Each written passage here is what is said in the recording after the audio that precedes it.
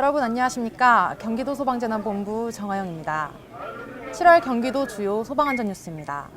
7월 경기도에서는 화재 711건, 구조 24,291건, 구급 61,275건이 발생했습니다. 김포시 고촌읍의 한 커피 재료 공장에서 화재가 발생했습니다.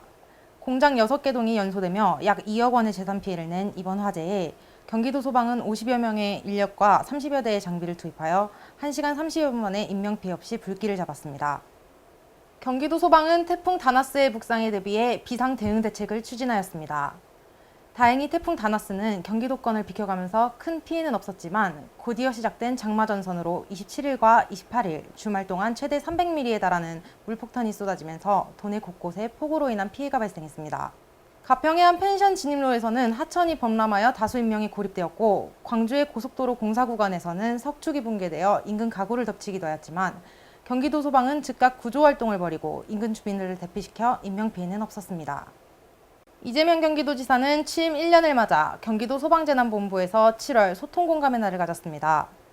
스마트 구급 시연으로 시작된 행사는 각 분야 표창장을 수여한 후 소통의 시간으로 이어졌는데요. 이재명 도지사는 경기도의 지난 1년 동안의 여러 변화 중에서 각종 예방활동과 안전영역 투자 등을 노력한 결과 소방 분야가 가장 좋아졌다고 경기도 소방의 소방관들을 격려했습니다. 경기도 소방은 여름철 폭염에 따른 이동 노동자의 온열 질환 예방을 위해 7월 1일부터 9월 30일까지 무더위 쉼터를 운영합니다. 도내 소방서와 119 안전센터에 냉방기 가동과 생수 등을 비치한 휴게실을 이동 노동자 쉼터로 마련하고 휴식을 취할 수 있게 하였는데요. 폭염이 기승을 부리는 여름철 더위에 쉽게 노출되는 이동 노동자분들이 잠시라도 휴식을 취해 온열 질환을 예방할 수 있기를 기대해봅니다. 지난 19일 경기도 소방은 도내 소방서장 등 143명이 참석한 가운데 현장 지휘관 직무교육을 실시했습니다.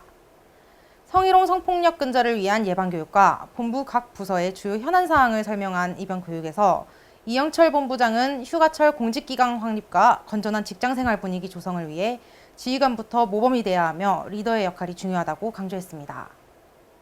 29일 국회의원회관에서 재난시 구조요청 비상전원 확보 의무화 입법화를 위한 토론회가 열렸습니다. 이재명 경기도지사와 정성호 국회의원을 포함해 국회의원, 기관단체 관계자 등 총 120여 명이 참석했으며 권용성 재난종합지휘센터장의 주재 발표로 시작된 이번 토론회에서 이재명 도지사는 재난 현장에서 무선통신이 연결되지 않는 것은 피해자뿐만 아니라 진압작전을 수행하는 소방관도 어려움을 겪게 하는 일이라며 제도 개선의 필요성을 강조했습니다. 지금까지 경기도 소방안전뉴스 정하영이었습니다.